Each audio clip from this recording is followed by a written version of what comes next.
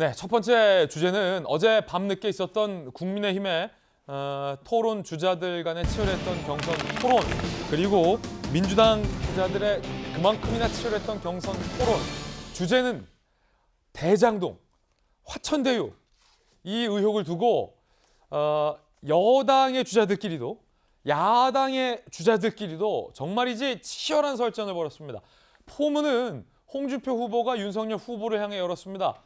아니, 검찰총장 때 도대체 이거 안 파보고 뭐 했냐라는 겁니다. 들어보시죠.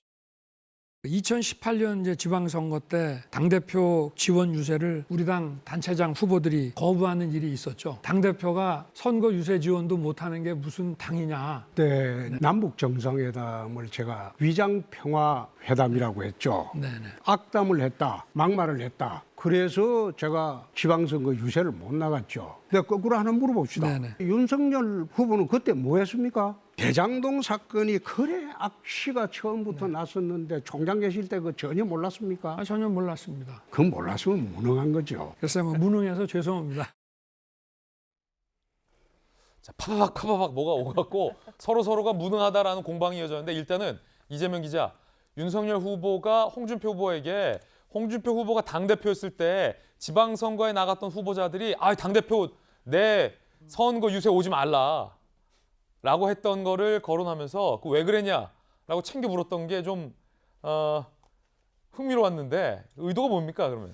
지난번에 다시 비슷한 질문 한 번 했었죠. 보수 괴멸론에 대한 책임 공방을 하면서도 그때도 2018년 지방선거 참패가 보수 괴멸론의 하나의 원인이 됐다, 이렇게 이제 윤석열 전 총장이 홍준표 후보를 이제 지칭해서 그런 얘기를 했었는데, 2018년 지방선거 아마 보수 정당이 역대 가장 크게 진 선거가 아닐까 싶어요. 그런데 그때 진짜 그 국민의힘 주자들이 당대표였던 홍준표, 보통 당대표가 같이 지역에 가서 유세해 주잖아요. 유세차도 타고 연설도 하고. 근데 이거 홍준표 대표 오지 말라 이랬던 적이 있어요? 당시에 이런 일이 있었죠. 그때 이제 남북 정상회담, 북미 정상회담으로 어떻게 남북 간의 평화 무드가 조성됐을 때, 그것에 대해서 이제 홍준표 대표가, 당시 대표가 워낙 강하게 비판했었죠. 이제 위장 평화 쇼다 이런 식으로 이제 강하게 비판을 한 것에 대해서 사실 역풍이 좀 불었었죠.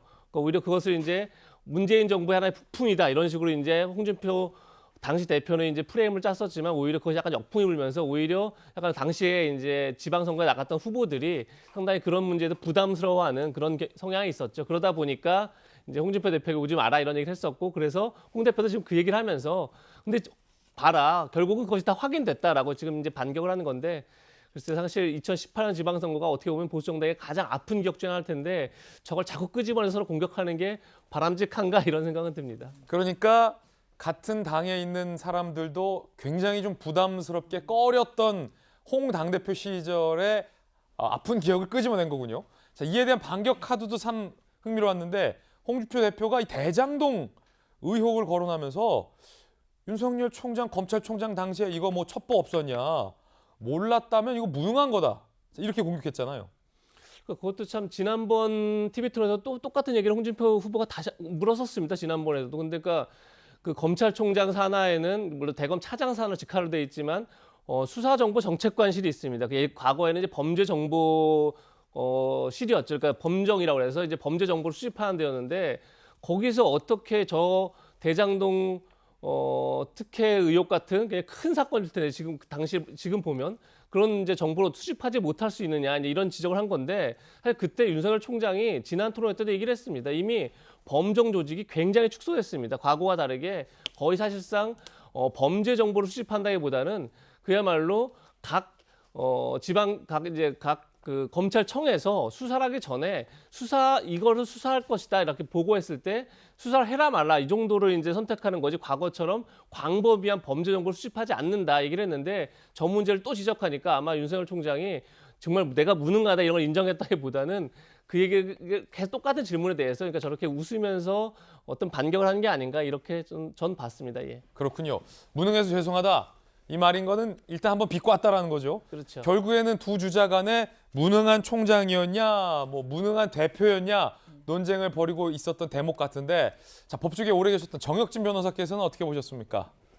글쎄요, 이거는 저는 어떻게 생각을 하냐면, 옛날 같으면은 그럴 수도 있다라고 생각이 되는데, 근데 윤 총장 같은 경우 사실은 그 수사정책기획관이나 뭐 이전에 범죄정복 그 정책관 같은 사람들이 제대로 돌아갔을까 하는 생각이 들어요. 왜냐하면 검찰 자체가 그 당시에는 너무나 이제 스스로 문제가 검경 수사권 조정 같은 것들로 문제가 있었기 때문에 그런 것들이 제대로 수사 정보 같은 것들이 돌아왔었는가. 그렇다라고 한다면 제 생각에는 윤 총장 이야기는 그 시인한 거는 맞는 말이라고 생각을 하거든요.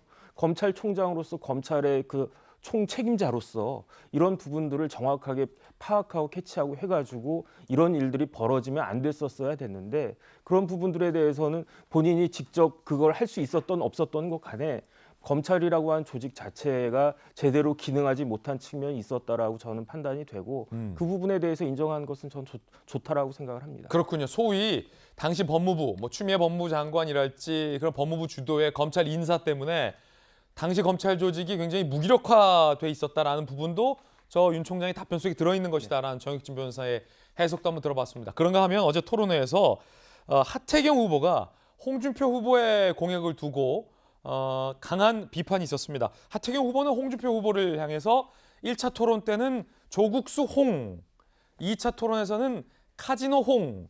어제 토론에서는 어떤 대목을 또 논쟁했을까요? 들어보시죠.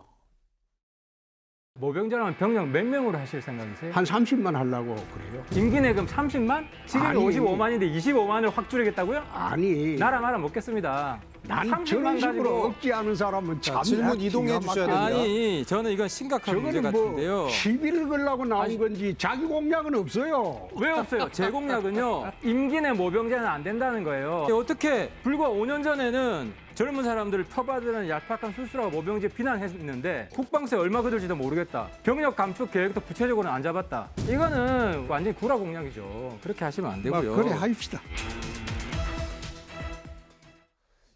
여기도 전선이 굉장히 치열해요. 구라 공약이다.